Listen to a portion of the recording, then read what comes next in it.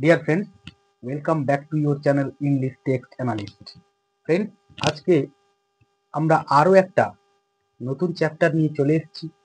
Class 8-এর blossoms থেকে আমরা lesson 7 page number 60 আ Kings টেল, এক রাজার গল্প, এই টেক্সটটা আমরা পড়তে চলেছি। এটার কোনো লেখকের নাম যেহেতু নেই, আমরা সরাসরি এই টেক্সটে চলে আসি। King Arthur was a king of the Briton. Britons কথার অর্থ হলো অ্যান ইনহ্যাবিটেন্ট অফ ব্রিটেন, মানে ব্রিটেনের নাগরিক। রাজা আর্থার ছিলেন ব্রিটেনের রাজা। Several hundreds of years ago, কয়েক শত বছর আগে। He was a very popular and brave king, তিনি ছিলেন একজন খুব জনপ্রিয় এবং সাহসী রাজা। There are many legends about him, তাঁর চারিদিকে বা তাঁর সভায় অনেক কিংবদন্তীরা ছিলেন।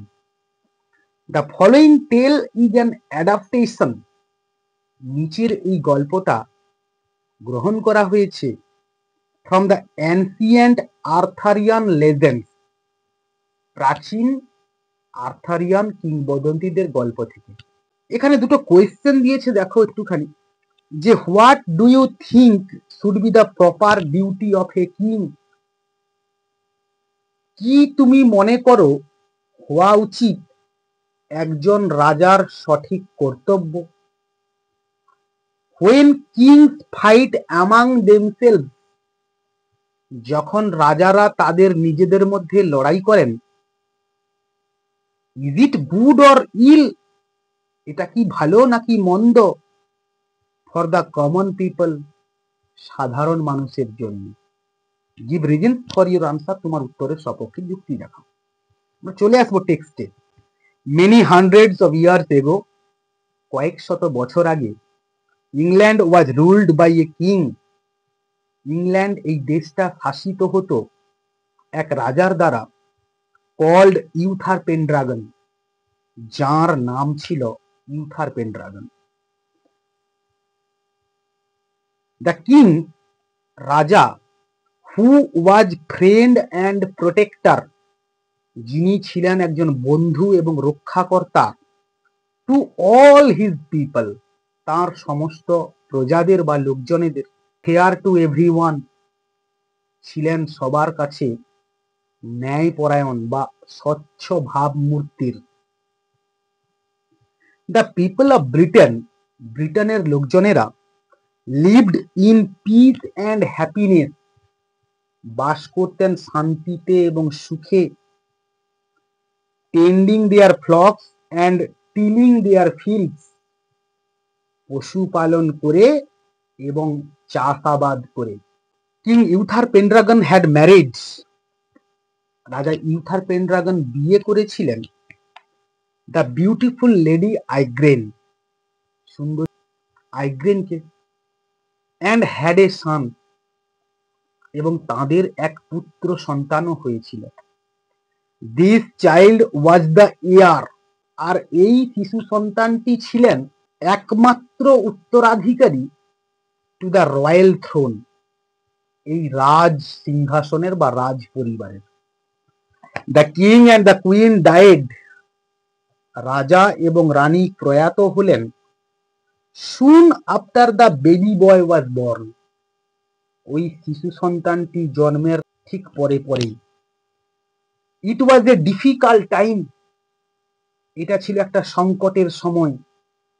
Many of the king's opponent, রাজার বিরোধীদের মধ্যে অনেকেই, were looking to seize the throne, চেষ্টা করছিল যে ওই সিংহাসনটিকে বাজেয়াপ্ত করার বা জোরপূর্বক দখল করার বা বলপূর্বক দখল করার।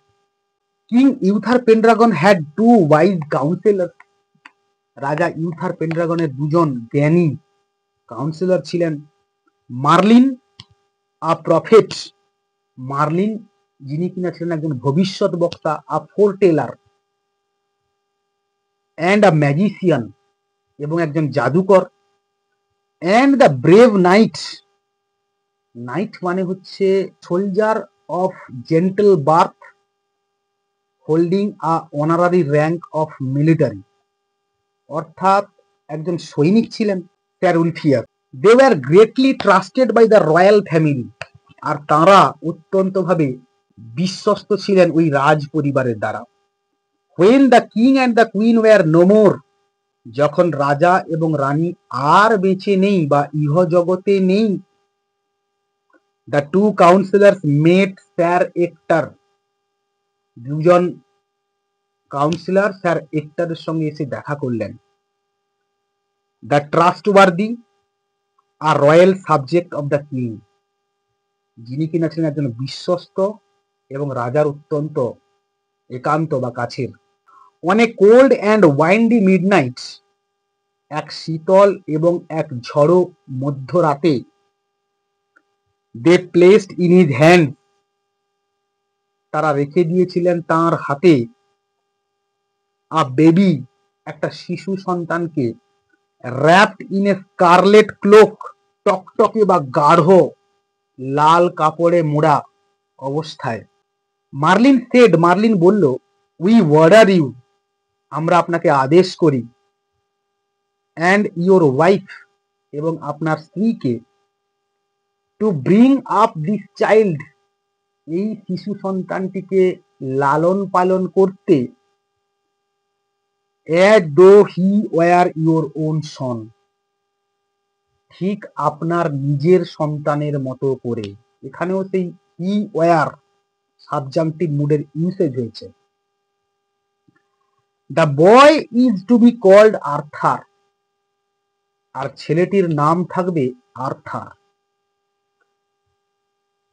Sir Ulfius said, sir Ulfius বললেন, sir Ector being a true knight, sir Ector একজন সত্যিকারের রাজসৈনিক হওয়ায়, আস্কড নো কোয়েশ্চেনস, কোনো প্রশ্নই করলেন না, অ্যান্ড প্রমিসড, এবং কথা দিলেন, to obey his late king's counsellors, তাঁর প্রয়াত রাজার কাউন্সিলরদের কথা মেনে চলবেন। As Merlin and sir Ulfius had fear, কারণ মার্লিন এবং স্যার উলফিয়াস এটা ভেবে ভয় পাচ্ছিলেন, trouble broke out in Britain, গোটা ব্রিটেনে সমস্যা বা দুর্ভোগ ছড়িয়ে পড়েছিল।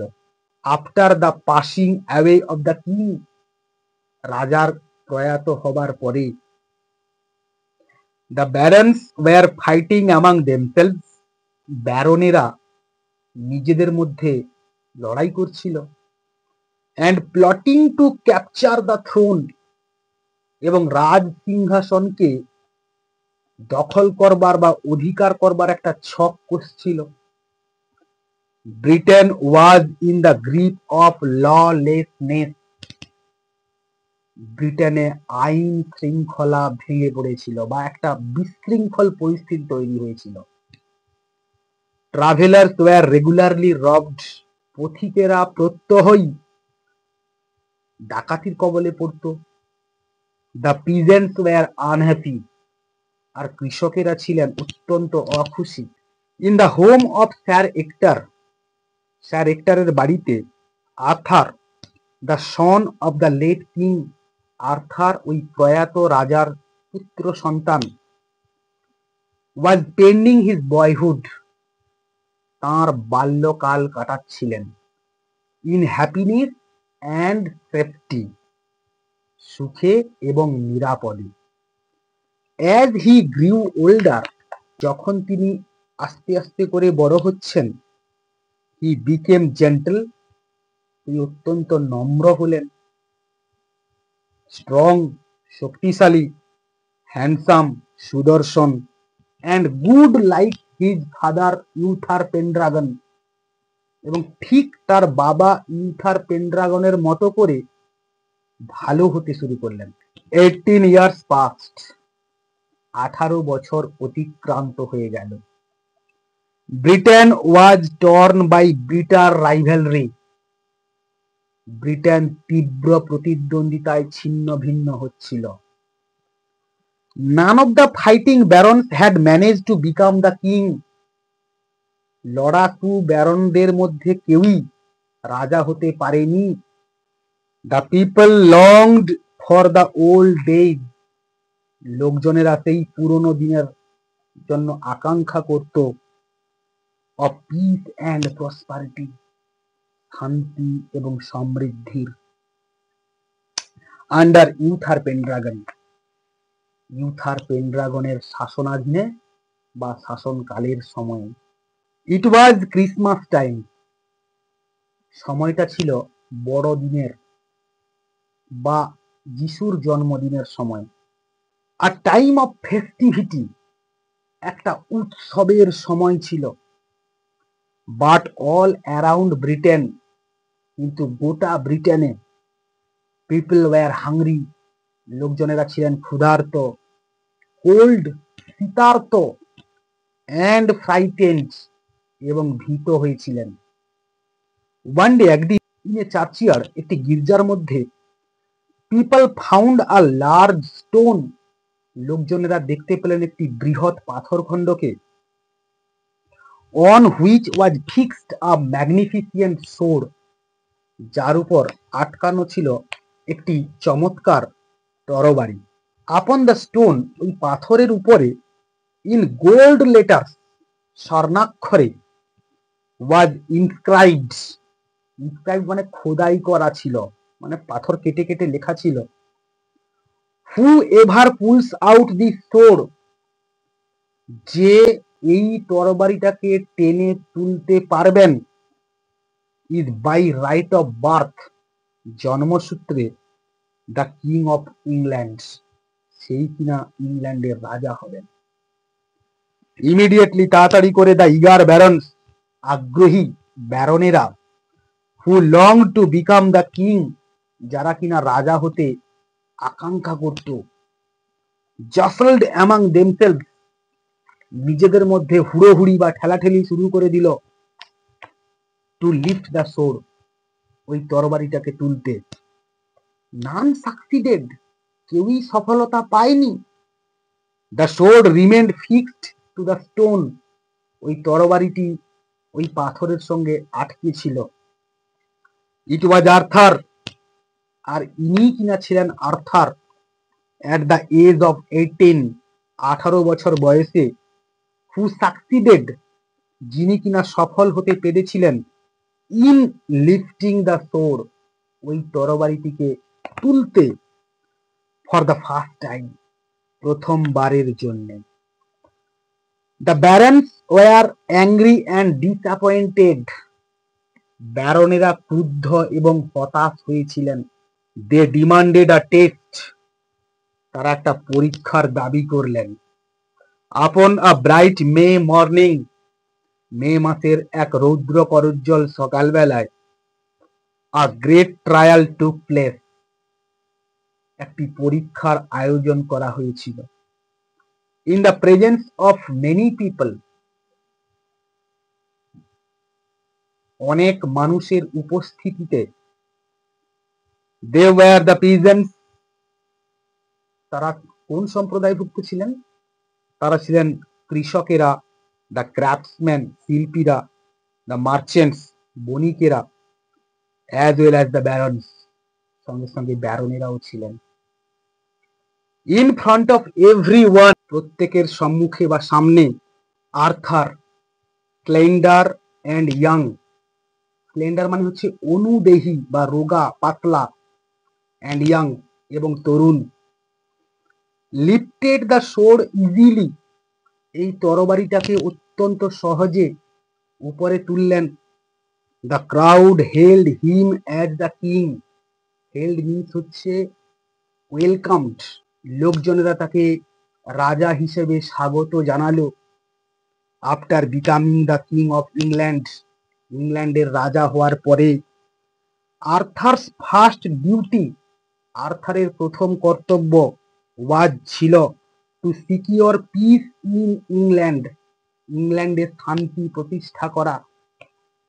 হি ওয়াজ হেল্পড বাই ওয়াইজ মার্লিন, তিনি সাহায্য প্রাপ্ত হয়েছিলেন জ্ঞানী মার্লিনের দ্বারা।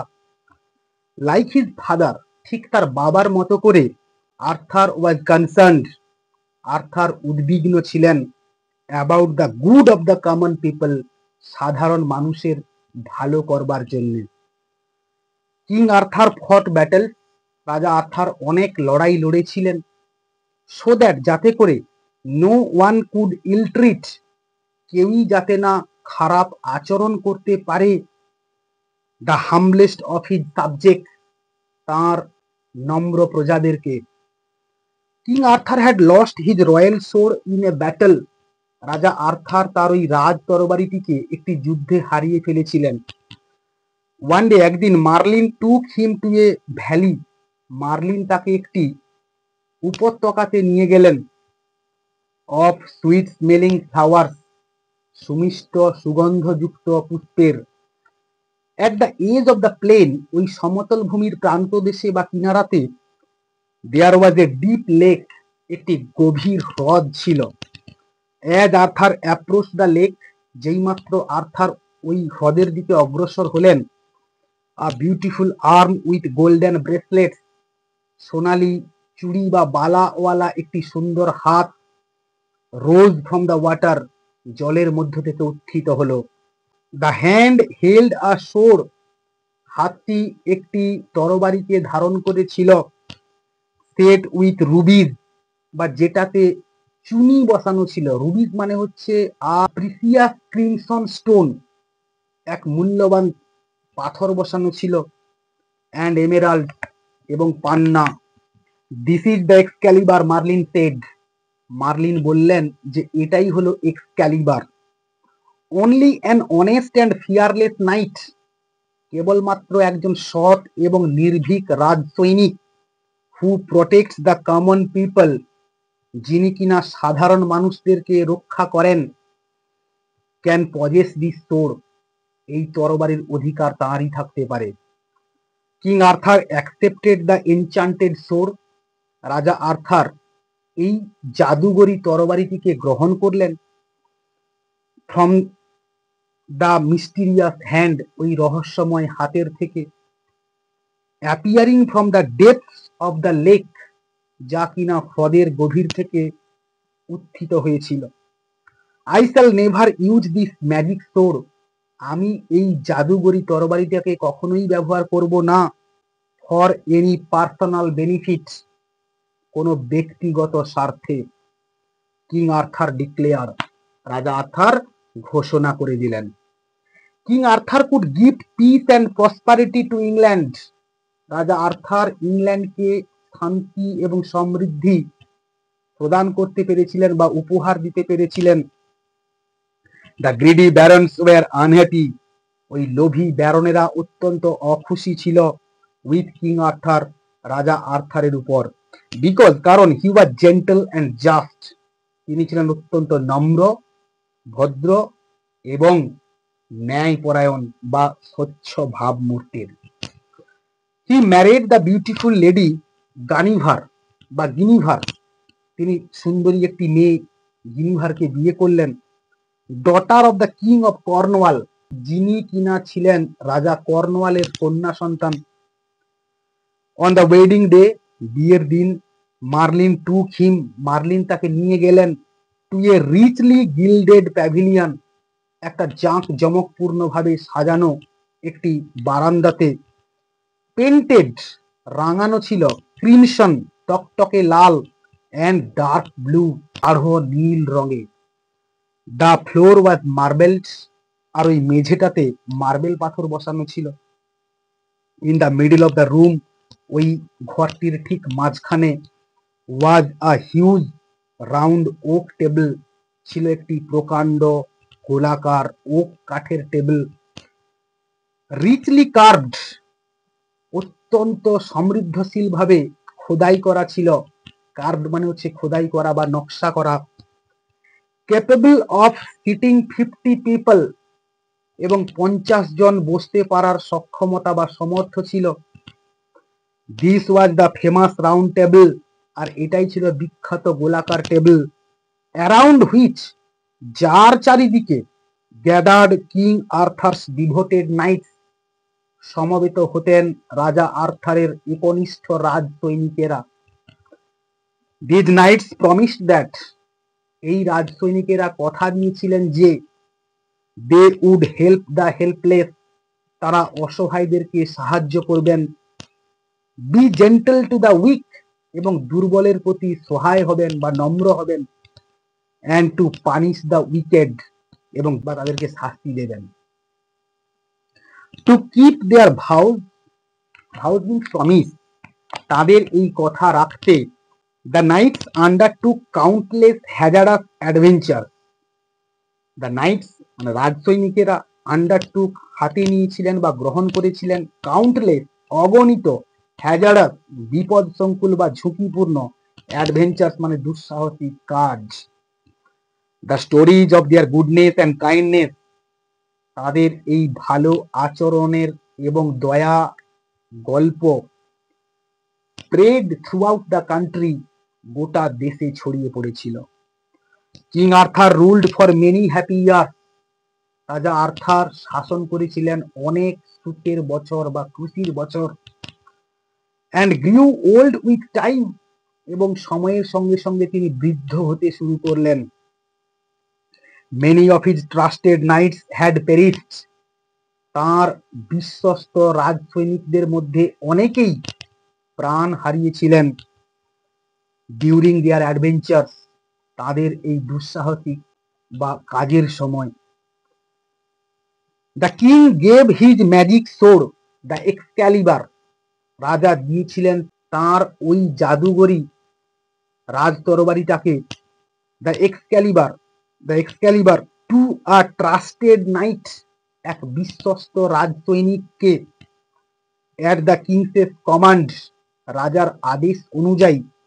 The knight threw the sword into the lake, ওই রাজসৈনিকটি ওই তরবারিটিকে ছুঁড়ে দিয়েছিলেন ইনটু দ্য লেক, হ্রদের মধ্যে।